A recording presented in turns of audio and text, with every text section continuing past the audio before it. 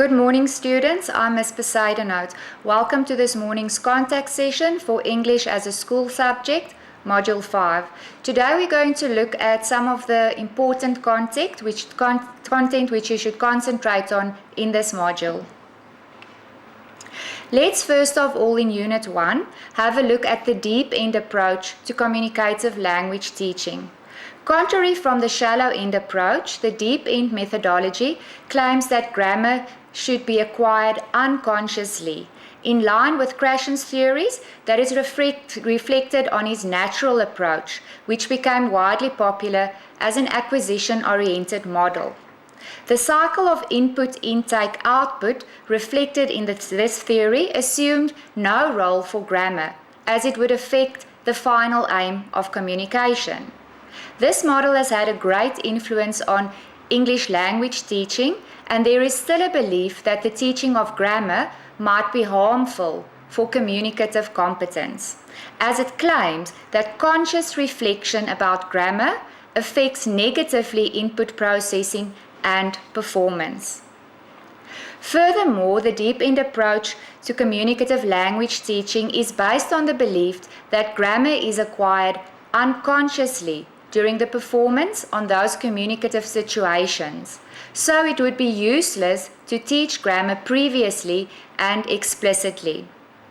The reaction in deep-end approaches was not to teach grammar, as learners would be unable to integrate it within the communication processes.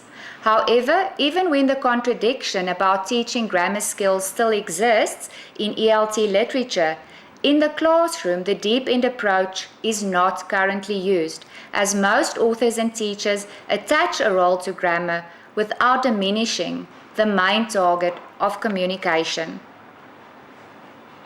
Natural approaches equated second language learning with first language learning. Thus, according to this view, second language learning should be acquired in the same way little children acquire their mother tongue, without any kind of grammar analysis or reflection, and within this view, grammar is seen to have a negative influence on communication and unconscious acquisition. The next very important part of the module is to have a look at techniques and resources that are involved when teaching grammar in the classroom.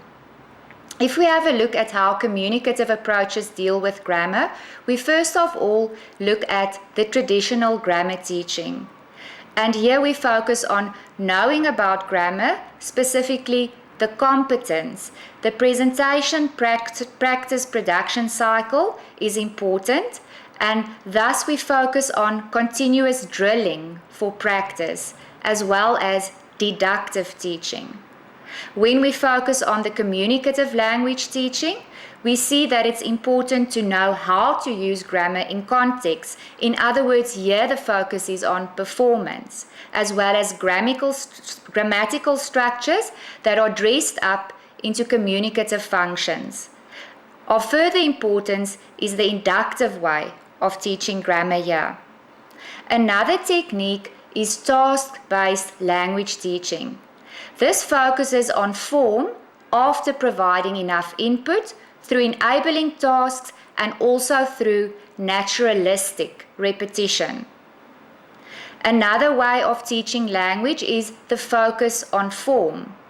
Here we see that reactive and proactive focus on form is important, and we also focus on sequential and integrated sequence, unobtrusive activities, as well as input modifications.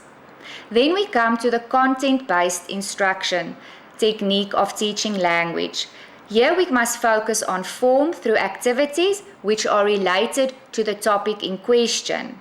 Grammar is taught within a certain context, both inductively or deductively, and the learner learns by using the language or the grammar as such. In Unit 2, I would like you to pay specific attention to being able to write out your lesson preparation. So you should go to page 354 in the study guide, where you get a very clear example of how a lesson preparation should be written. Of importance is to know what each of the headings refer to, that you are able, no matter whether it's a listening, a writing, or a reading activity, that you are able to fill in a lesson preparation form in full, also with reference to what the syllabus says on the specific section that you are dealing with. In Unit 3, you must please have a look at the active and passive voice. Now, this is something that most of us can deal with effectively, but I would like us to just shortly revise what this deals with. The active voice describes a sentence where the subject performs the action stated by the verb, whereas if we deal with a passive voice, the subject is acted upon by the verb. Something that I find important to remember is that we do not change the tense if we change from active to passive voice. The active verb merely becomes a passive verb. Some examples: Harry ate shrimp at dinner, which is the active voice. Now we start with at dinner, 6 shrimps were eaten by Harry. Note that ate is the past tense and were eaten is also past tense, but just the passive form of the verb. Second example, beautiful giraffes roam the savannah. The savannah is roamed by beautiful giraffes. Number 3, Sue changed the flat tire. The flat tire was changed by Sue. And our last example is a present continuous example. We are going to watch a movie tonight. A movie is going to be watched by us tonight. If you would like to read more in addition to what's in the study guide, there's a useful link that's on this specific slide.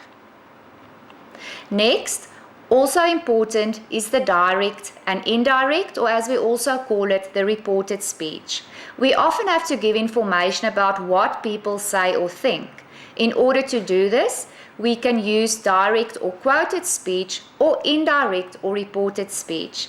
Now, if we look at the direct speech, then we say exactly what somebody has said, and it's also called the direct speech or the quoted speech, and we know that we use quotation marks to show their direct words. For example, she said, today's lesson is on presentations, or we could also have said, today's lesson is on presentations, she said. But now when we come to the indirect speech, we don't use quotation marks for to show the person's words, and we don't have to report it word for word. When we report what somebody else has said, we usually change the tense. This is because when we use reported speech, we are usually talking about a time in the past, because obviously the person who spoke originally spoke in the past. The verbs, therefore, usually have to be in the past as well. So what we're dealing with here is, first of all, a tense change. As a rule, when you report something someone has said, you go back a tense. So if we look at this example, the tense on the left changes to the tense on the right. So if we're reporting, she said it's cold, we are going to say she said it was cold. So is changed to was. But we also need to look at the time and the place that something has been said, because this also needs to change. If the reported sentence contains an expression of time, you must change it to fit with the time of reporting. So if there's words like yeah and yesterday, that is going to change. Look at the example. Today's lesson is on presentation. So we're going to say, she said yesterday's lesson was on presentations. Depending on when you are reporting it. Usually today changes to that day. We also have to focus on the fact that the pronoun will change. In reported speech, for example, if we had, she said, I teach English online, we will report it by saying, she said, she teaches English online. So that then concludes the indirect speech. There's a lot more in your study guide if you'd like to go and read up about that. Another section that I'm focusing on today is parts of speech. Now I'm only going to shortly have a look at each of the parts of speech with some examples. It's also your responsibility to read further and also to look at examples and test yourself to see if you understand. The first one we all know is the noun. It can be the name of a person, a place, a thing or idea. Please remember that we distinguish between common nouns and also proper nouns, which are names that start with capital letters. Then we have our pronoun. The pronoun is the word that you usually use in the place of a noun. So instead of using somebody's name, you could say she, or instead of referring to the boy, you could say he. Then we get to the verb, which we know is the word that expresses the action or the state of being. I think we all know what's meant by that. Then when we come to the adjective, we know it's a word that modifies or describes a noun or a pronoun. For instance, saying the pretty dress in the window, or it's an old woman. Any word that describes or modifies a noun or a pronoun. The adverb, on the other hand, is a word that modifies or describes a verb or an adjective or another adverb.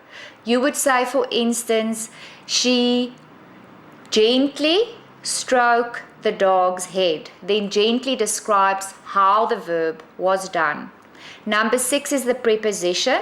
We all know prepositions are small words who cannot function on their own. They are usually placed before a noun or a pronoun to form a phrase modifying another word in the sentence. So for instance, I would say, I am talking to you, or I can say, I am sitting on this chair. Those are examples of prepositions.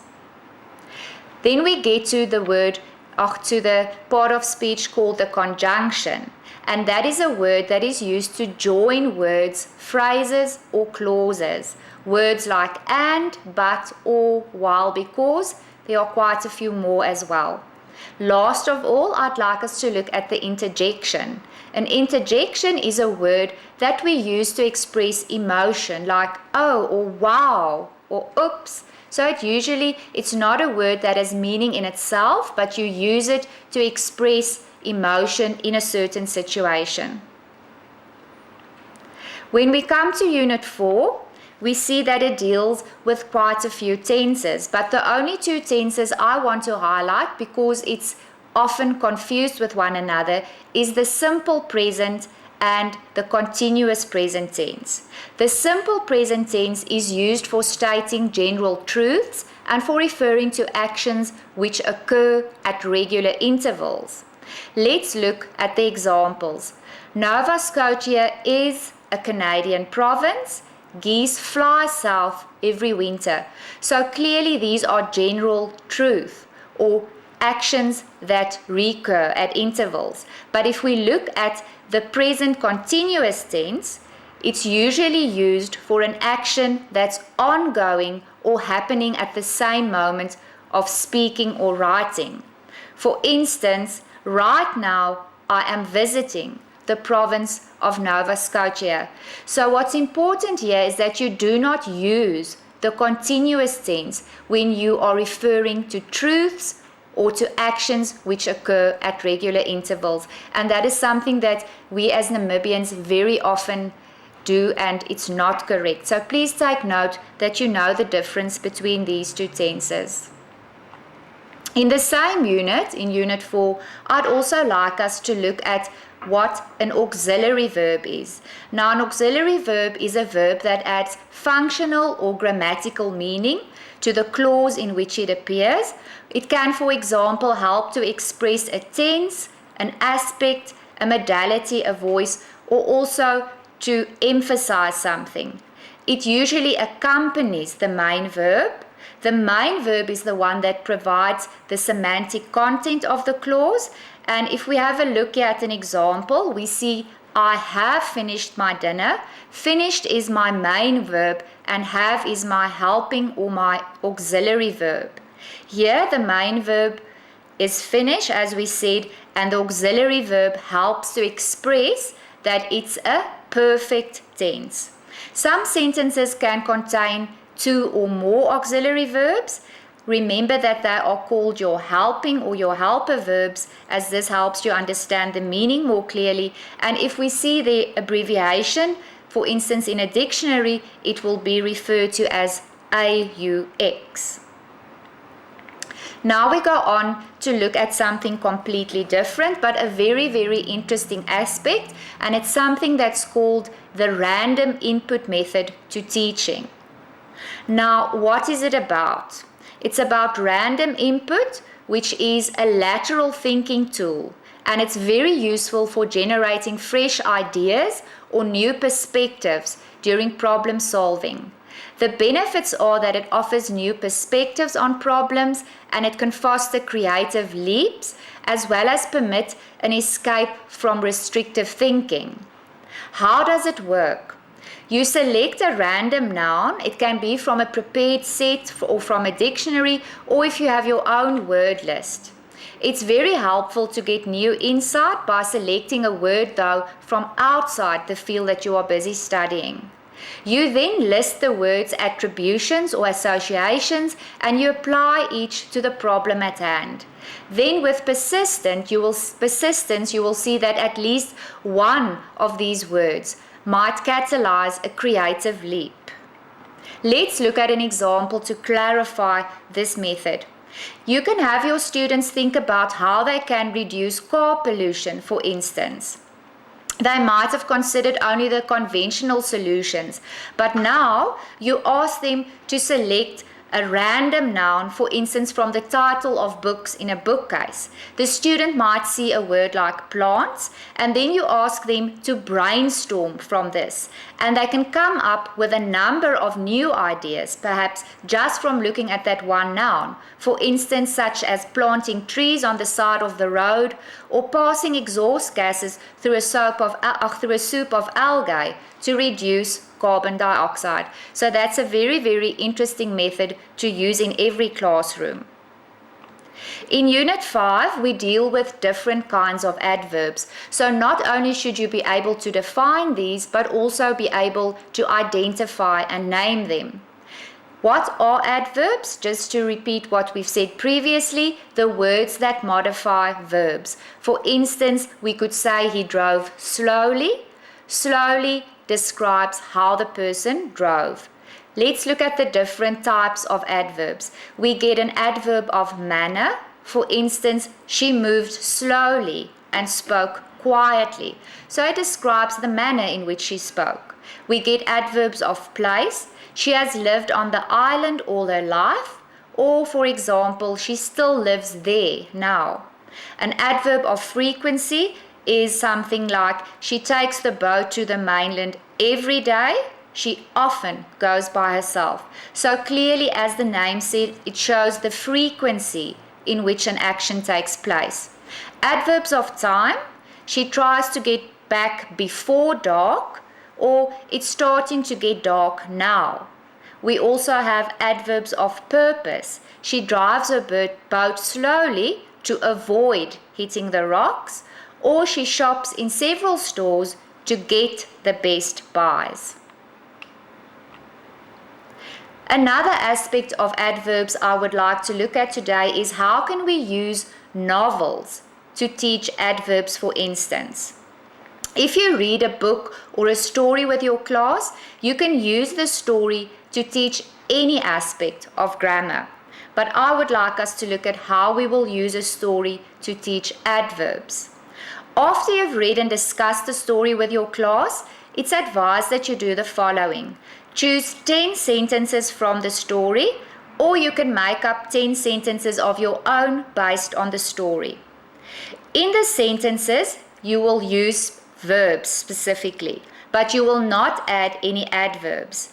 Write the 10 sentences on sentence strips and then divide your class into 10 groups.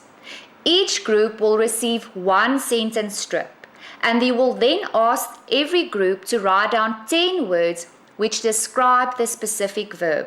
Each member of the group will get an opportunity to read out their sentence with one of the adverbs they've included. You can even make it a little class competition where every learner who gives a correct sentence can get a point for the team, and every learner who can use 2 adverbs in the same sentence can receive 2 points, for instance. So that's a nice and a more creative way of teaching your learners about adverbs. Let's go over to looking at adjectives. Once again, there are different types of adjectives, so you need to be able to define them, identify them, distinguish the different types. An adjective modifies a noun or a pronoun, as we said, by describing, identifying, or quantifying words. It usually precedes the noun or the pronoun which it modifies, but it doesn't necessarily mean it's always the case. The first type we look at is the possessive adjective. Words like my, your, his, her, its, our, and their. It's similar to the possessive pronoun, but it is used as an adjective and it modifies a noun or a noun phrase. For example, I can't complete my assignment because I don't have the textbook. Then we get the demonstrative adjectives like this, these, that, those, and what. They're also identical to the demonstrative pronouns, but they are used as adjectives to modify nouns or noun phrases, as in the following. When the librarian tripped over that cord, she dropped a pile of books. Next, the interrogative adjective. Which or what? It's like an interrogative pronoun, except that it modifies the noun or the noun phrase rather than standing on its own. Our example, which plants should be watered twice a week? The second class adjective I'm going to define is the indefinite adjective. It is similar once again to the indefinite pronoun, except that it modifies the noun, pronoun, or noun phrase, as in this sentence. Many people believe that corporations are undertaxed. The last one is our adjective of quantity, which tells us how much or how many. There are 3 subdivisions. Quantity in bulk, such as words as little, much, some, no, any, and considerable. Sometimes small, joined usually to singular nouns to express an indefinite measure of the thing that you speak of. That concludes Unit 6. We know that Unit 7 deals with assessment, and I think it's especially important to know what is our purpose. Why do we as teachers assess learners in the classroom? Assessment for improved learning and deep understanding requires a range of assessment practices to be used with 3 overreaching purposes. If we are focusing on assessment for learning, it occurs when teachers use inferences about learners' progress to inform their teaching. If it's assessment as learning, it occurs when learners themselves reflect on and monitor their progress to inform their future learning goals. Assessment of learning, on the other hand, occurs when teachers use the evidence of learning to make judgments on learners' achievements against the goals and standards. In our case, against the objectives and the competencies that we set out for our specific lessons. What are the principles that characterize good assessment practices? Now, the following are listed. The primary purpose is that we use assessment to improve our learners' learning and understanding. It should be based on an understanding of how the learner learns.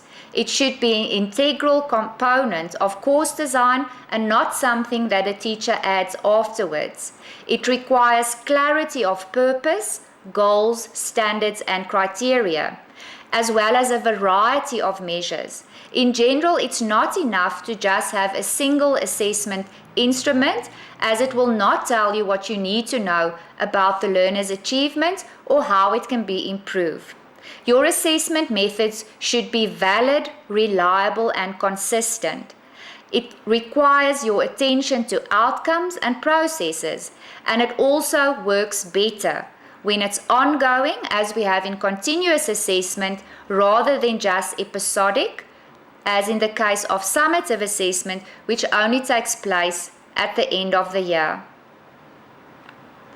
One type of assessment that's often misjudged, or it doesn't get all the credit that it should, is when we use multiple choice questions in our assessment. Many people think that a multiple choice question is just a simple question and all it requires is that the learner just guesses the correct answer. But if we follow the correct rules, multiple choice questions can be extremely meaningful.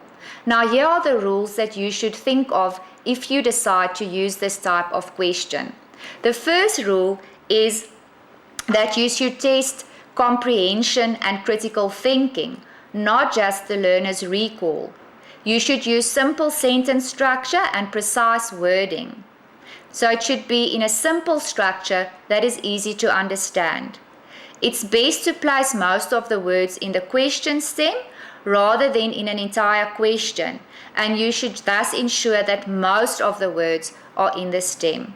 Make all the distractors plausible, so that means all the choices that they can choose from, and keep all the answer choices the same length. Always try to avoid double negatives in these kind of questions. Mix up the order of the correct answer, so in other words, don't only have the B answer to be the correct one. Keep the number of options consistent, so for each question, for instance, have 3 or 4 choices. Don't have 3 choices for one and then for the next one 4. Also avoid to try and trick the test takers. Rule 10, don't use all of the above or none of the above if you thought very carefully, if you haven't, thought very carefully about it. That brings us to the end of the presentation. I just want to caution you once more, as always, that you pay attention to the action verbs that is used in each and every question in the examination, also in all your assignment, because the verbs' thinking processes are very important. There I'd like to refer you to the beginning of your study guide, where you'll get a table of verbs, and they will explain to you what kind of thinking is involved in each verb. To end off, just my contact details once again. You are more than welcome to send me an SMS with your subject code, because then I know which student I'm dealing with, and then I can phone you back at a convenient time for both of us. You can also just send me an email if you have any problems or any queries that you would like to deal with. Thank you very much for your time, students, and I wish you all the best of luck. Goodbye.